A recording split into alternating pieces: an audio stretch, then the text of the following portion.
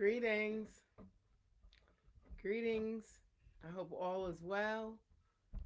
It's wonderful Wednesday. I'm reaching everyone at a good time. The sun is shining and I'm grateful that we were blessed to see another day. I hope all is well and everybody's feeling great. So welcome to Storytime with Dr. Helen Tinsley.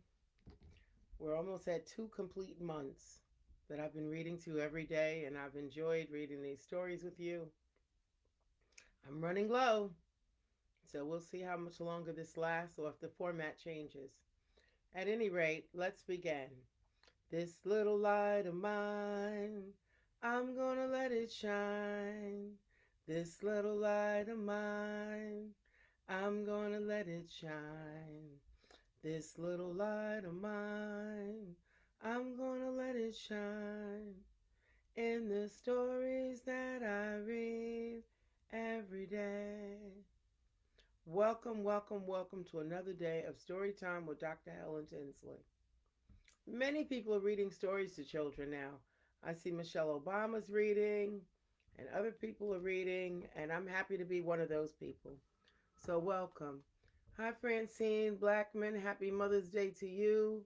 And hi, Aunt Carol. So, our story for today is entitled Radio Man. And it's a story in English and Spanish, and the author is Arthur Duros. And this is a tribute to migrant workers who people um, downplay the importance of.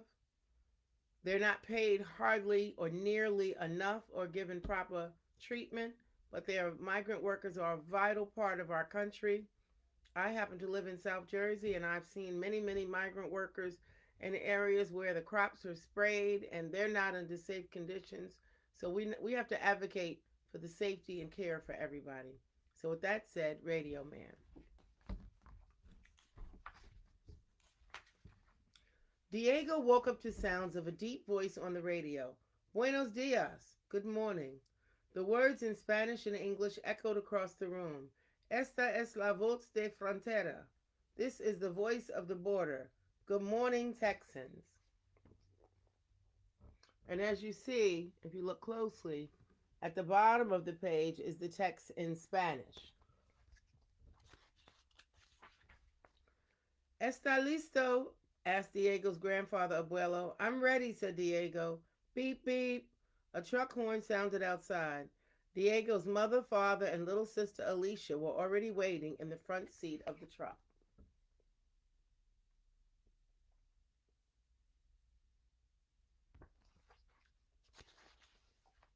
Diego carried the radio and climbed into the truck. Hey, Radio Man, called Diego's friend David. David called him Radio Man because Diego was always listening to the radio. Can I ride with you today?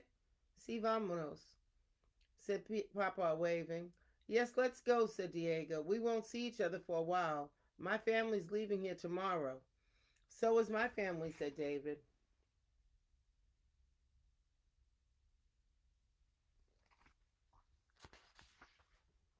Diego's family and David's family were migrant farm workers.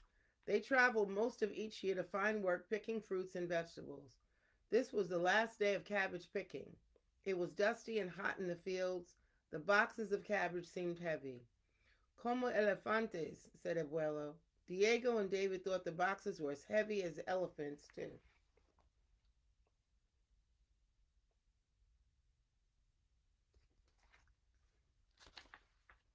When they rode back to the cabins, Diego turned the radio to a station that played songs in Spanish.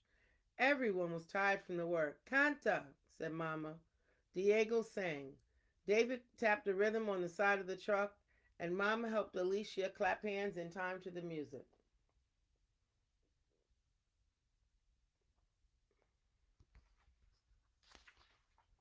The next morning, Diego and David said goodbye. They hoped they would see each other soon. Diego waved until David was out of sight. Diego and his family drove west over the mountains.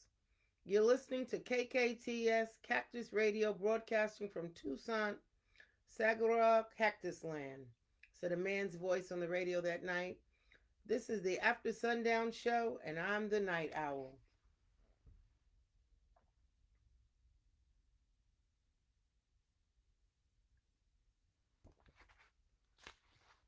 On highways, on narrow roads, and through small towns, the family drove from farm to farm looking for work.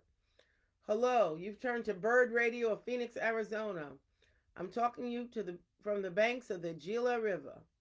When the radio voice got louder and louder, Diego knew they were getting closer to a town.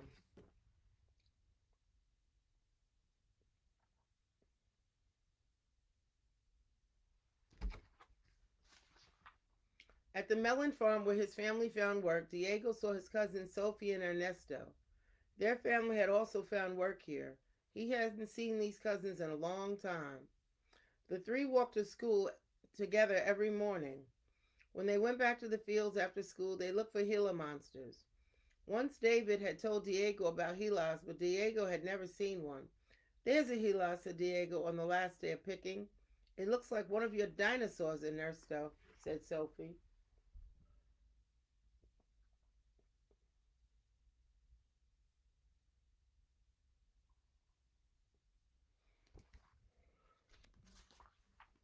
That night there was a party with music, food, and a piñata to celebrate the end of melon picking. Veremos, said Abuelo, and people danced to music from the radio. Sophie broke the piñata. I didn't think you could run so fast, Diego said to Ernesto. You look like you're being chased by Gilas, said Ernesto.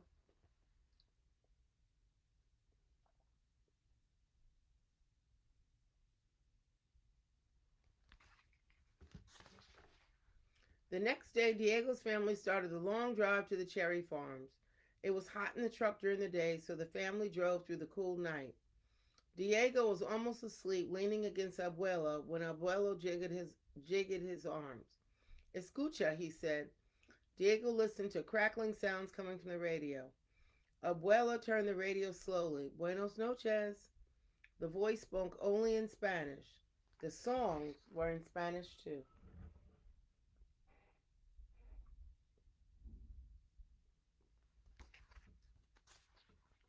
Abuelo heard one of his favorite songs, La Paloma.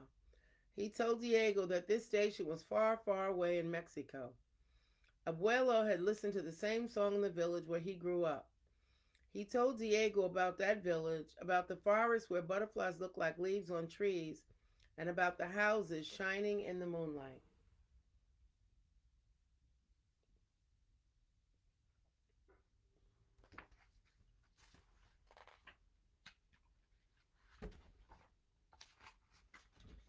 By dawn, the family was near Lodi, California. Good morning, everyone, said the radio woman's voice. She played a song called Stuck in Lodi Again. Diego had heard that song every summer when he and his family came to Lodi to pick cherries. But Diego never felt stuck in Lodi. He always met someone he knew. Maybe David would be here. David saw two boys he had known at school in Arizona, but he did not find Diego, saw two boys he had known at school in Arizona, but he did not find David.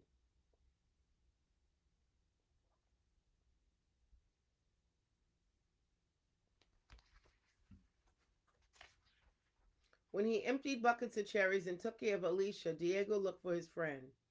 During all the days of cherry picking, he looked, but David did not arrive. Today is the last day of cherry picking, the woman on the radio said. It's been a great harvest this year. Now we'll go north to new places, said Papa.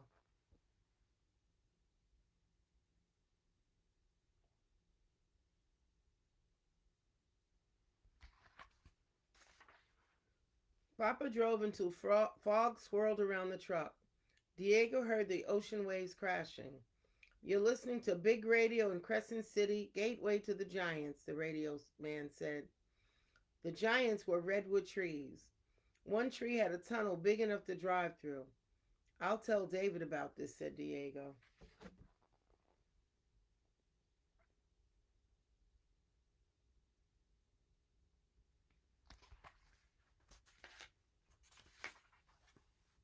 The family drove through forests and through dry country. They stopped at a roadside store to get something to drink and eat. A woman was looking at melons, trying to find a ripe one to buy. Diego wondered if those were melons he and his family had picked. He looked at the rows and rows of fruits and vegetables. He knew how to pick them.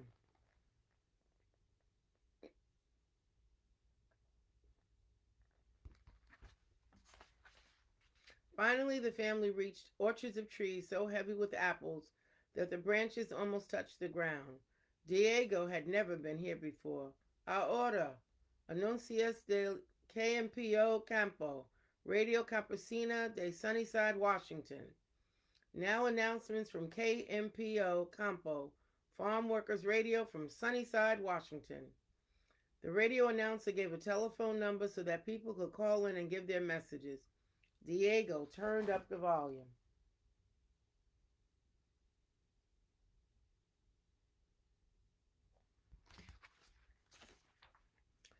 Paco, this is Lupe. Feliz cumpleaños. Happy birthday. Elena, your cousin called. She will arrive on Friday. Diego listened to the messages and to the KMPO telephone number again. He ran to a telephone and called the station. The announcer answered, Buenos dias, do you have a message? Diego did have a message. Hello, David. This is Diego. Are you here? Diego heard his own voice on the radio.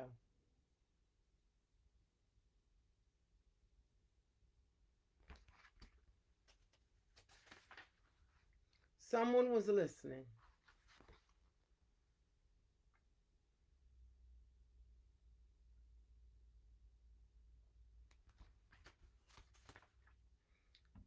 And that, my dear children, is the end, or my dear listeners.